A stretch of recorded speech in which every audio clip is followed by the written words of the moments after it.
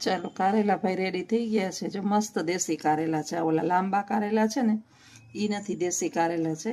આનું શાક બહુ ગુણકારી. આમાં કડવાશ વધારે હોય, પણ થોડોક મીઠાના પાણીમાં હમણાં બાફી નાખું ને, છોતરા ઉતારીને. ઘણાય તો આમને બાફી નાખે, હું આને બધા છોતરાને ઉતારીને નાના પીસ કરી નાખીશ. આટલું લસણ શાકની અંદર નાખવા માટે ફોલી નાખ્યું છે. જે લસણવાળી ચટણીને બધું ભરી નાખું એટલે આપણે આજ બનાવી નાખીએ કારેલા ભાઈનું શાક. આપણે કારેલાને છે ને આવા રીતના સાફ કરી નાખ્યા, કંઈ રહેવા ન દીધું. આટલો કચરો એમાંથી નીકળે. ઘણાય જે છે ને એમને આ બધું રાખીને બાફે. હવે આ રેડી થઈ ગયા. એને એકદમ ચોખ્ખા પાણીની અંદર ધોઈ અને બાફવા થોડીક વાર. બહુ ઝાઝા નહીં બાફવા. આજે છે ને અજીતને ભરેલા નથી ખાવા. મસાલો એ કે પૂરતો જ નાખજે, એટલો ભરેલામાં નાખી, પણ કટકી કરી નાખજે. કટકીનું મજા આવે એ કે, ઓલો આખા છે ને નથી મજા આવતી. આજ કટકીને કરી દઈએ. કટકીમાં કંઈ બહુ છે નહીં, એકદમ પાણીમાં સાફ કરી નાખું અને કુકરમાં નાખી દઉં.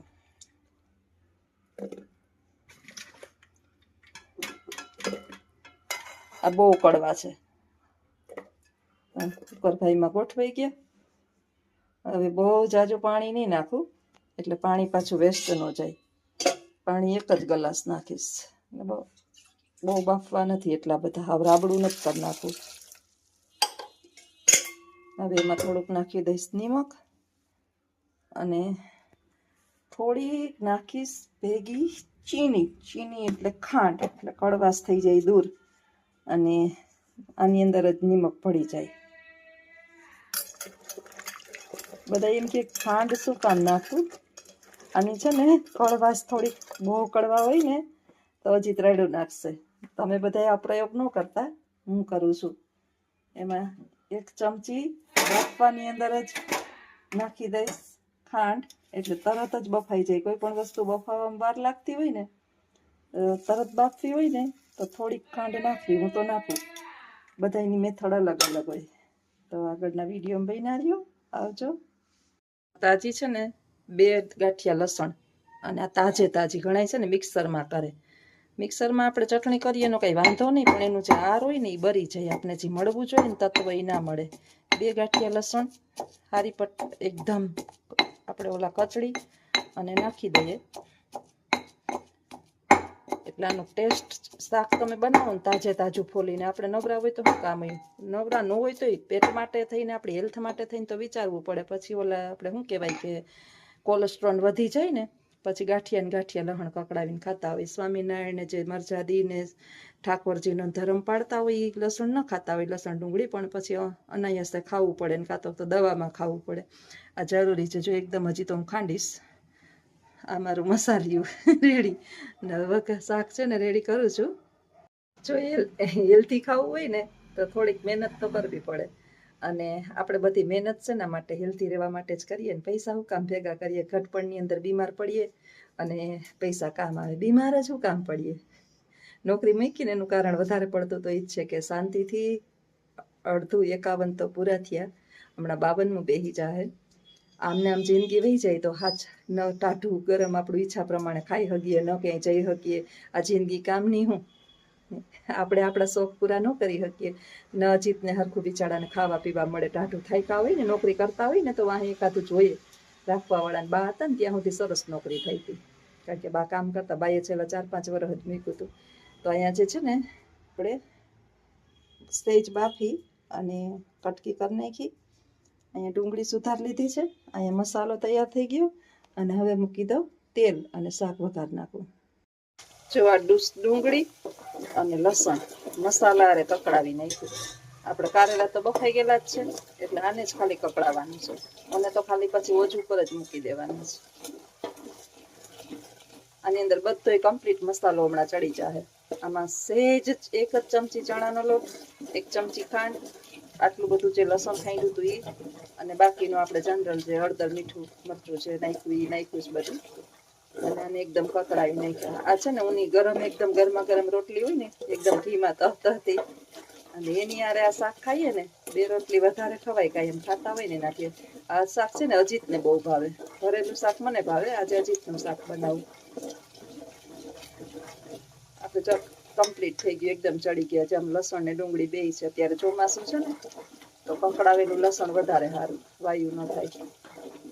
આમ તો વરસાદ તો કાંઈ થયો નથી, પણ અમારે નથી થયો પોરબંદરમાં. જોગો ઝાપટું આવ્યું છે, પણ તો ચોમાસાનું વાતાવરણ તો હોય જ, એટલે આ કકડાવેલું થોડુંક વધારે સારું. પિત્ત વાયુ કફ ને બધું ન થવા દે. ખાતા હોય એના માટે આમ કરવાનું લસણ ડુંગળી, ન ખાતા હોય એને તો ન કરી શકે. સીતારામ. આજ કટકી કારેલાનું શાક બનાવ્યું. 1 કલાક લગાડી. 1 કલાક લગાડી. 1 કલાક ભજી તો કર્યો ને તૈયાર બેયનું શાક. આ છે ને વાર લાગે બધું કટકી બધું સાફ કારેલા કરવા. પછી ખાઈ પછી ગાયરું ન કાઢે તો સારું. આજે ખીજાય નહીં મને, જોકે કોઈ દી આવડતું તો નથી. અપશબ્દ તો અમારા ઘરમાં બોલવાનું મનાય છે. મસ્ત જો ચણાનો લોટ નાખ્યો અને બધો મસાલો નાખ્યો અને ભૈરાની આજે કટકીનું શાક બનાવ્યું, કટકી કારેલાનું.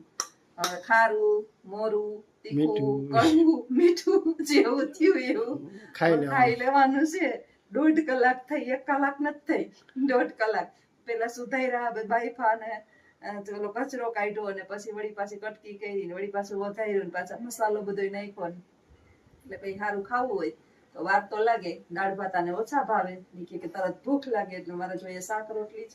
તો શાક નવું નવું કાંઈ બનાવું, પણ આજે વળી વિચાર આવ્યો વિડીયો બનાવું. કંઈક રીંગણા ભરતી હોય, કંઈક ફલાણું ભરતી હોય ને હાલતું હોય. તો આજે કારેલા ભર્યા નથી, પણ ભર્યા જેવું જ છે. તો આવજો બધાય.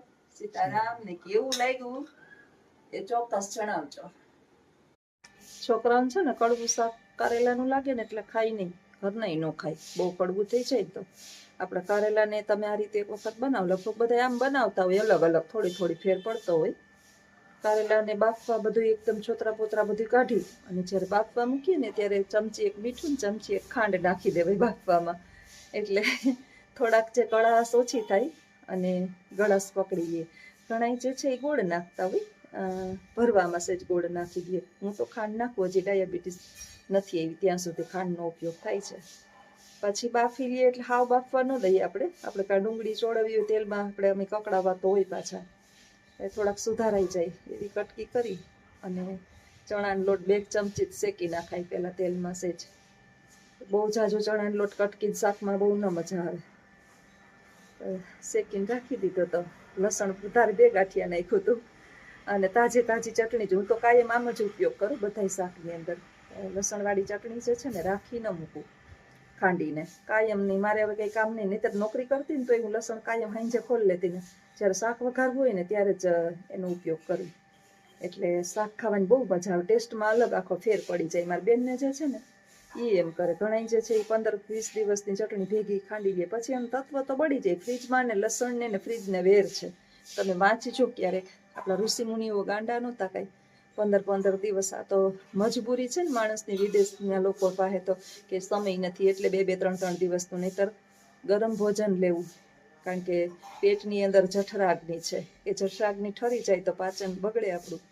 એટલે પાચન તો સુધરે માટે થઈને આપણે ગરમ. બા હતા ને મારે તો સવારે બપોરે સાંજે 3 ટાઈમ ગરમ. અત્યારે સાંજે બહુ પછી ગરમ ન હોય તો હાલે, ખીચડી કે કંઈક એવું પૌવા બટેટા કે એવું જ ખાઈએ, બહુ હળવું ખાઈએ. ક્યારેક વળી ક્યાંક કંઈ ન પડ્યું હોય તોની વાત છે.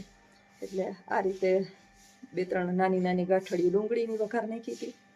પછી એમાં બધો મસાલો પકડાવી નાખ્યો તો લસણને નાખીને પછી કારેલા નાખી અને ઉપર જે છે ને ઓજમાં ચણાનો લોટ પાકી જાય. બહુ ટેસ્ટી ને બહુ મસ્ત શાક થાય. આજે અજીત કહેતો તો ખાઈને આપણું કંઈ ખાવાનું નક્કી નથી, કેમ કે બહુ ખવાઈ ગયું છે આજે. એટલે આપણા ઘરની અંદર છોકરાને કડવાશથી જે થાય ટેસ્ટ જ કડવું છે ને એવો ટેસ્ટ જ ન, બહુ સ્વાદિષ્ટ શાક લાગે. બધો મસાલો મિક્સ થઈ જાય. બહારના મસાલા નાખવા એના કરતાં આપણા ઘરના મસાલા થોડાક બનાવી લઈએ તાજા.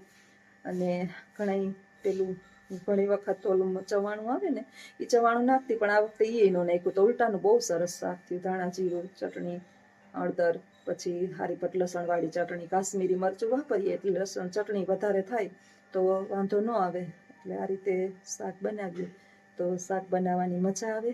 બાકી સ્ત્રી જે છે ને એ તો સાક્ષાત અન્નપૂર્ણા જ છે, માં અન્નપૂર્ણા જ. અમારા ઘરની અંદર મને 2-3 એક પહેલાં મનીષાબેન કહેતા અને એક પેલા કોઈ બીજાએ કીધું તમારા અન્નપૂર્ણાની છબી બહુ મસ્ત છે. મને બહુ ગમતી હતી એટલે જ મેં ત્યાં રાખી છે. સરસ આપણે રસોડું જેટલું નીટ એન્ડ ક્લીન હોય ને રસોડું નાનકડું જ છે હા, એટલે સ્ટેન્ડ ને એવું બધું રાખીએ ને મારે પાછું સામું રાખવાની જગ્યા નથી કે આમ છે ને સાઈડમાં હોય ને તો આપણે રસોઈ કરતા હોય ને એકદમ હું દેખાવ રસોઈ કરતી હોય દેખાય, પણ એવું છે નહીં. અને હજી તો આખો દિવસ હોય નહીં, લખું ક્યારેક ક્યારેક આવે તો વળી થોડુંક ધ્યાન આપે ને આવું છે બધું. તો તમે આ રીતે એક વખત ચોક્કસ બનાવજો, ખાવાની મજા આવશે.